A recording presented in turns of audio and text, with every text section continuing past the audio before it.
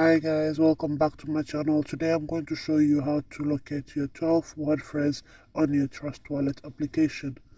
Let's start. First, click on Settings, then click on Wallets, then click on Multi-Con Wallet,